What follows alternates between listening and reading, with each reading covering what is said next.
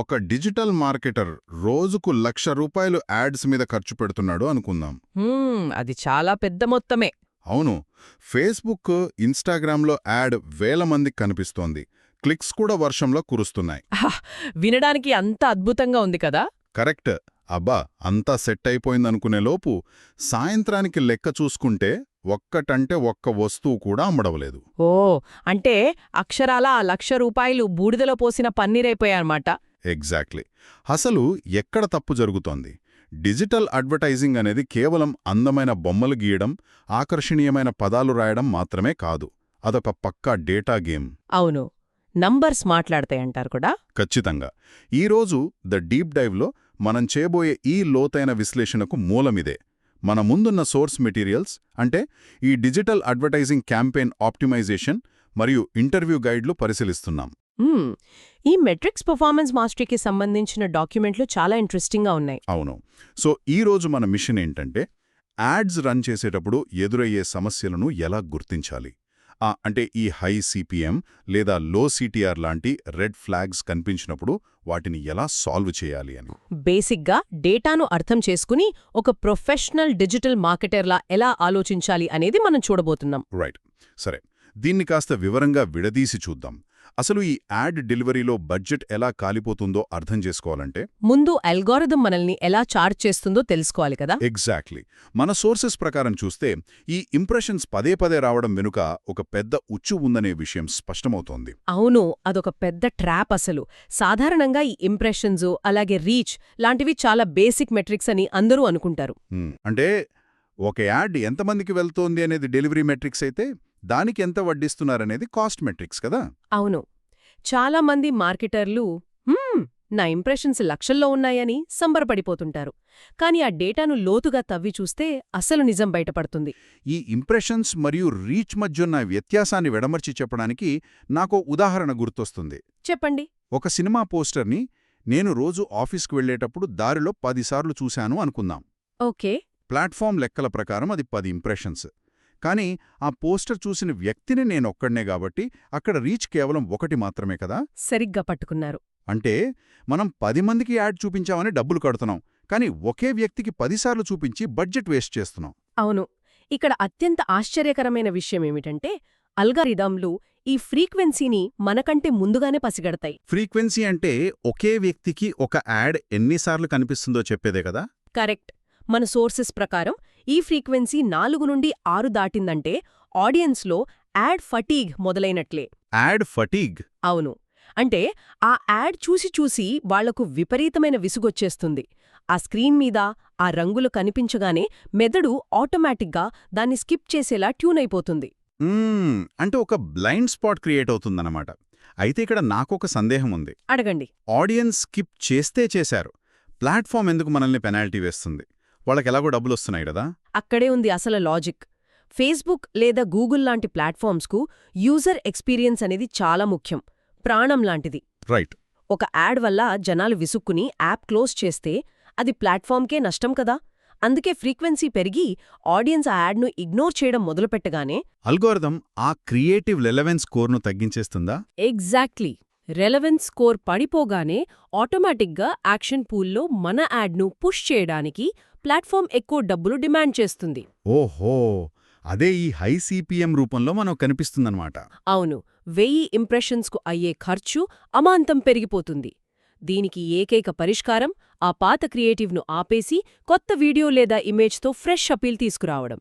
లేదా పూర్తిగా కొత్త ఆడియన్స్ సెట్ను టార్గెట్ చేయడం. అవును, అప్పుడే మళ్లీ పర్ఫార్మెన్స్ గాడిలో పడుతుంది.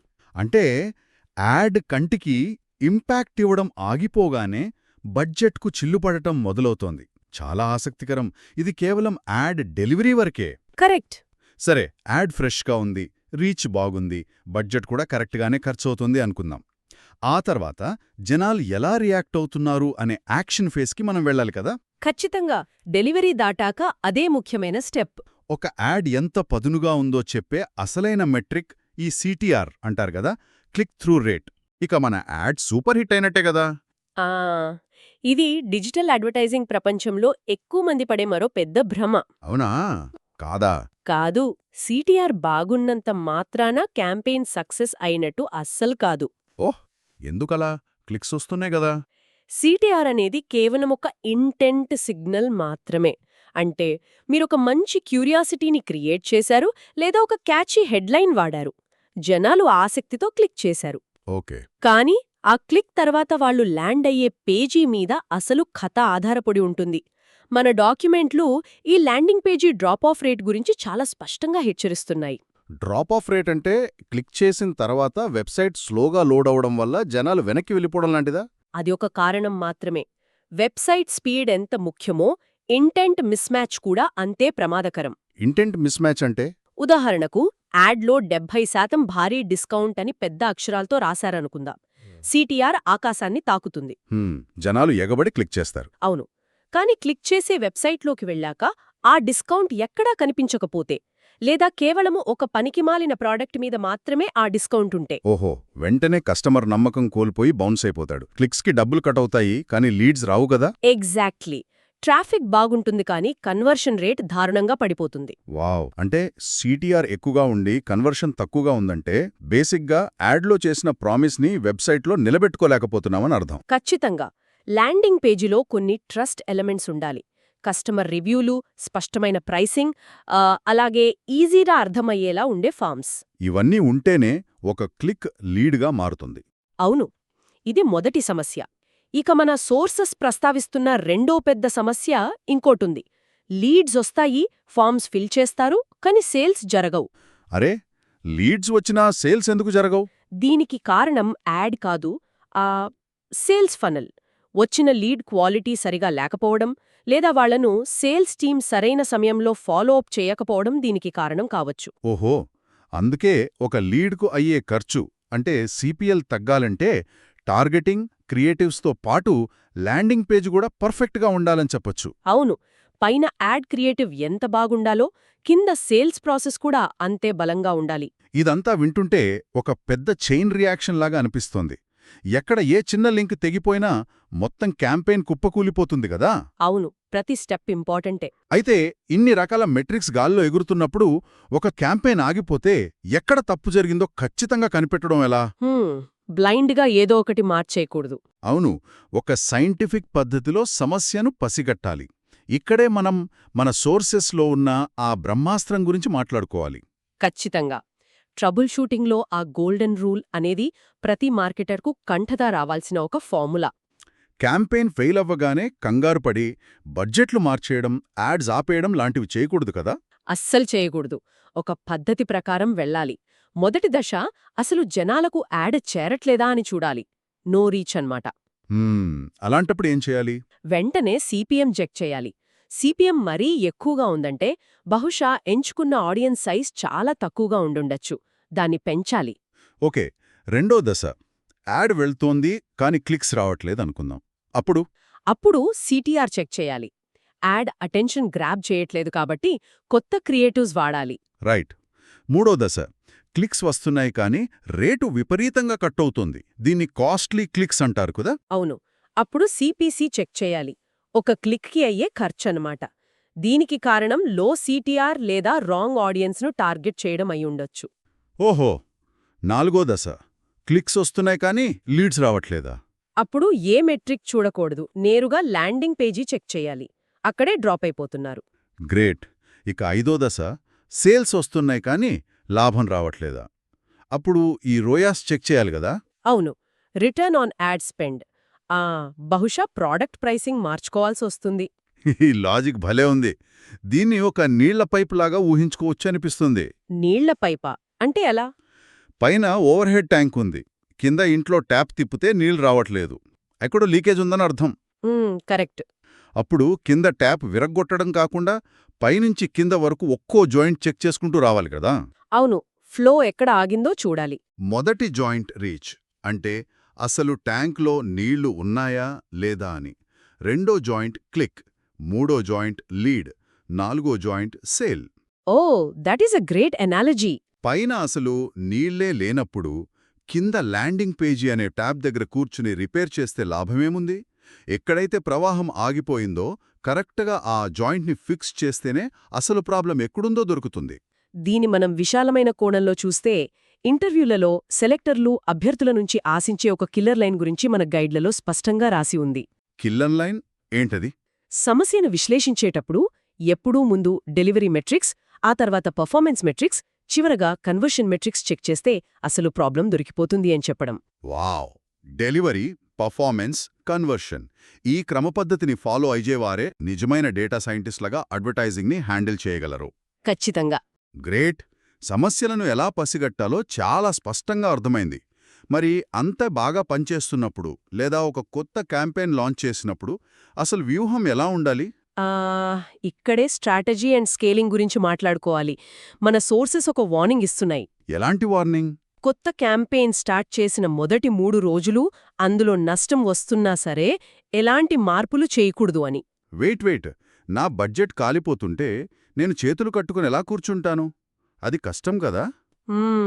ఇది చాలా మంది మార్కెటర్లు ఫేస్ చేసే అతిపెద్ద ఎమోషనల్ ఛాలెంజ్. కానీ అల్గారిథంలు ఎలా పనిచేస్తాయో తెలిస్తే ఆ తప్పు చెయ్యం. ఎలా పనిచేస్తాయి? ప్లాట్ఫామ్స్ అన్నీ ఆర్టిఫిషియల్ ఇంటెలిజెన్స్ అల్గారిథమ్స్తో పనిచేస్తాయి. ఒక కొత్త క్యాంపెయిన్ లాంచ్ చేయగానే ఆ ఏఐకి సరైన కస్టమర్ ఎవరో వెతికి పట్టుకోవడానికి కొంత సమయం పడుతుంది. డేటా కలెక్ట్ చేసుకోవాలి కదా? అవును, దీన్నే లెర్నింగ్ ఫేజ్ అంటారు. ఈ లెర్నింగ్ ఫేజ్ అంటే సరిగ్గా ఎలా పనిచేస్తుంది? సింపుల్గా చెప్పాలంటే, ఒక కొత్త వెయిటర్ రెస్టారెంట్లో చేరాడనుకోండి, ఏ టేబుల్ వాళ్ళు ఎక్కువగా ఆర్డర్ ఇస్తారు, ఏ టేబుల్ వాళ్ళు ఎక్కువ టిప్ ఇస్తారో అతనికి తెలియదు కదా. అబ్జర్వ్ చేయాలి. మొదటి 2-3 రోజులు అతను ప్రతి టేబుల్ దగ్గరికి వెళ్లి అబ్జర్వ్ చేస్తాడు, ఒక ప్యాటర్న్ అర్థం చేసుకుంటాడు. ఆ సమయంలో గనక మనం రోజూ మెనూ మార్చేస్తూ టేబుల్స్ మార్చేస్తూ ఉంటే ఆ వెయిటర్ ఎప్పటికీ ఏమీ నేర్చుకోలేడు. ఓహో, అల్గారిథం కూడా అంతేనా? ఎగ్జాక్ట్లీ. మొదటి 3 రోజుల్లో మీరు బడ్జెట్ మార్చినా, ఇమేజ్ మార్చినా ఆ లెర్నింగ్ ఫేజ్ బ్రేక్ అయిపోయి మళ్లీ 0 నుంచి మొదలవుతుంది. అందుకే ఓపికగా ఉండాలి. అంటే అల్గారిథంకి బ్రీతింగ్ స్పేస్ ఇవ్వాలన్నమాట. సరే, 3 రోజుల తర్వాత అల్గారిథం సరైన ఆడియన్స్ని పట్టుకుంది, యాడ్ అద్భుతంగా పనిచేస్తోందనుకుందాం. అప్పుడు స్కేలింగ్ ఎలా చేయాలి? స్కేలింగ్ దగ్గరే చాలామంది తప్పు చేస్తారు. నాకు రోజుకు 1,00,000 లాభం వస్తుంటే దాన్ని 2 లక్షలు చేయడానికి బడ్జెట్ అమాంతం డబుల్ చేసేయొచ్చా? మళ్ళీ అల్గారిథం కన్ఫ్యూజ్ అయిపోతుంది. ఎందుకు కన్ఫ్యూజ్ అవుతుంది? ఆ రేంజ్ బడ్జెట్ను ఎక్కడ ఖర్చు పెట్టాలో తెలియక ఇష్టమొచ్చినట్లు అనవసరమైన ఆడియన్స్కు యాడ్ చూపించేస్తుంది. మన సోర్సెస్ చాలా స్పష్టంగా చెబుతున్నాయి, బడ్జెట్ను ఎప్పుడూ నెమ్మదిగా పెంచాలి. నెమ్మదిగా అంటే? ప్రతి 2-3 రోజులకు 15 నుండి 20% మాత్రమే పెంచుకుంటూ వెళ్ళాలి. దీనితో పాటు డూప్లికేట్ క్యాంపెయిన్స్ చేయడం లాంటివి చెయ్యాలి. మరియు ఈ లుకలైక్ ఆడియన్స్ని వాడటం కూడా కదా? ఈ కాన్సెప్ట్ చాలా పవర్ఫుల్ అంటారు కదా, దాని మెకానిజం ఏంటి? బేసిక్గా మీ వెబ్సైట్లో కొనుగోలు చేసిన కస్టమర్లుంటారు కదా, వాళ్ల డేటాను ప్లాట్ఫామ్కు ఇస్తే ఆ అల్గోరిథం ఆ కస్టమర్ల ప్రవర్తన, ఇంట్రెస్ట్స్ మొత్తం అనలైజ్ చేస్తుంది. ఓకే. సరిగ్గా అలాంటి లక్షణాలున్న కొత్త ఆడియన్స్ను ప్రపంచ నలుమూలల నుంచి వెతికి పట్టుకుంటుంది. అంటే ఉన్న కస్టమర్ల లాంటి వారినే టార్గెట్ చేయడమన్నమాట. అంటే కొనడానికి ఎక్కువ అవకాశమున్న ఆడియన్స్ను అల్గారిథమే ఫిల్టర్ చేసిస్తుందన్నమాట. ఇది స్కేలింగ్లో నిజంగా గేమ్ చేంజర్. అవును, చాలా పవర్ఫుల్ టూల్ ఇది. ఇది వినడానికి చాలా బాగుంది. కానీ పెద్ద బడ్జెట్లున్న కార్పొరేట్ కంపెనీలకు ఇది ఓకే. బడ్జెట్ తక్కువగా ఉన్నప్పుడు స్ట్రాటజీ ఎలా ఉండాలి? ఒక చిన్న బిజినెస్ అయితే లిమిటెడ్ బడ్జెట్ ఉన్నప్పుడు ఫోకస్ చాలా ముఖ్యం. పెద్ద కంపెనీల్లాగా ఒకేసారి 10-15 క్రియేటివ్స్ టెస్ట్ చేయకూడదు. మరి ఏం చేయాలి? మన సోర్సెస్ చెప్తున్నదేమిటంటే కేవలం 2 లేదా 3 క్రియేటివ్స్ని మాత్రమే వాడాలి. ఒక స్పష్టమైన ఆబ్జెక్టివ్ పెట్టుకోవాలి. అంటే బడ్జెట్ను 10 రకాలుగా ముక్కలు చేయకుండా ఉండాలన్నమాట. అవును, ఒకే స్పెసిఫిక్ ఆడియన్స్ మీద పెట్టి టెస్ట్ చేస్తే ఆ తక్కువ బడ్జెట్లో కూడా స్పష్టమైన డేటా వస్తుంది. అంటే దీని అర్థం ఏమిటి? ఒక విన్నింగ్ యాడ్ను డేటా ద్వారా ఎలా కన్ఫర్మ్ చేసుకోవాలి? ఒక విన్నింగ్ యాడ్ అనేది బేసిక్గా హయ్యర్ సిటిఆర్, లోవర్ సిపిసి మరియు బెటర్ కన్వర్షన్స్ కలిగి ఉండాలి. ఈ 3 ఎక్కడ సింక్ అవుతాయో అదే విన్నింగ్ యాడ్. రైట్. అడ్వర్టైజింగ్లో అతిపెద్ద తప్పు ఏమిటంటే డేటాను సరిగ్గా ఎనలైజ్ చెయ్యకపోవడమే. ఒక పద్ధతి ప్రకారం ముందు సమస్యను గుర్తించడం, తర్వాత కారణం చెప్పడం, చివరగా పరిష్కారం చూపడం. ఐడెంటిఫై, ఎక్స్ప్లెయిన్, సొల్యూషన్ అన్నమాట. ఈ విధానాన్ని అలవాటు చేసుకుంటే క్యాంపెయిన్స్ ఫెయిల్ అవ్వవు. ఈ లోతైన విశ్లేషణ ద్వారా చాలా సంక్లిష్టమైన మెట్రిక్స్ వలలో పడకుండా ఎలా బయటపడాలో స్పష్టంగా తెలుసుకున్నాం. ఈరోజు మనం చర్చించిన 3 ముఖ్య భాగాలను క్లుప్తంగా గుర్తు చేసుకుంటే హ్మ్, ఆ 3 పదాల ఫ్రేమ్వర్క్ కదా. అవును. మొదటిది షో, అంటే యాడ్ ఎంతమందికి వెళ్తోంది అని, సిపిఎం, రీచ్ లాంటివి. రెండోది క్లిక్, అంటే చూసిన వారిలో ఎంతమంది ఆగి క్లిక్ చేస్తున్నారు అని. రైట్. CTR, CPC. కరెక్ట్. మూడోది రిజల్ట్, క్లిక్ చేసిన వారు ఎంతమంది మన ప్రోడక్ట్ కొంటున్నారు, సిపిఎల్, రోయాస్ లాంటివి. ఈ ఒక్క ఫ్లో, షో, క్లిక్, రిజల్ట్ గుర్తుపెట్టుకుంటే డిజిటల్ అడ్వర్టైజింగ్ అనాలిసిస్ అనేది చాలా ఈజీ అయిపోతుంది. ఖచ్చితంగా. ఇదొక ముఖ్యమైన ప్రశ్నను లేవనెత్తుతుంది. ఏంటది? ఇవన్నీ చాలా ఖచ్చితమైన గణిత సూత్రాల్లాగా కనిపిస్తున్నాయి కదా, డేటా పాయింట్స్, ఫ్రేమ్వర్క్స్. అవును, అన్ని నంబర్సే. కానీ భవిష్యత్తులో ఆర్టిఫిషియల్ ఇంటెలిజెన్స్ ఈ మెట్రిక్స్ అన్నింటినీ ఆటోమేట్ చేసి తనే స్వయంగా ఆప్టిమైజ్ చేసే స్థాయికి వస్తే ఆ రావచ్చు కదా. అప్పుడు మనుషుల పరిస్థితేంటి? ఆటోమేషన్ యుగంలో కేవలం మనుషుల భావోద్వేగాలను తట్టిలేపే క్రియేటివ్స్ తయారుచేయడంలో మాత్రమే మనుషుల అవసరం మిగిలిపోతుందా? డేటా కంటే కూడా ఎమోషనే అసలైన కింగ్ అవుతుందా? వావ్, ఇది నిజంగా ఒక కొత్త ఆలోచన. పైప్లైన్లో ఎక్కడ లీకేజుందో పసిగట్టి రిపేర్ చేసే ప్లంబర్ పని ఏఐ చేయొచ్చు. కానీ అసలా క్రియేటివిటీ మాత్రం మనిషి మెదడులోంచే పుట్టాలి కదా. ఎగ్జాక్ట్లీ. నంబర్స్ కాకుండా కేవలం సైకాలజీ ఆధారంగానే మార్కెటింగ్ నడుస్తోందేమో. ఇది ఖచ్చితంగా ఆలోచించాల్సిన విషయం. సరే, ఈరోజు ఈ లోతైన విశ్లేషణలో అల్గారిథమ్స్, మెట్రిక్స్ వెనుకున్న రహస్యాలను డీకోడ్ చేశాం. ఈ విశ్లేషణను ఎంత ఆసక్తికరంగా మలిచినందుకు థ్యాంక్స్. మళ్ళీ మరో ఆసక్తికరమైన టాపిక్తో కలుద్దాం. తప్పకుండా. అప్పటివరకు ఈ డేటా పాయింట్స్ మీద ఒక కన్నేసి ఉంచండి. సెలవు.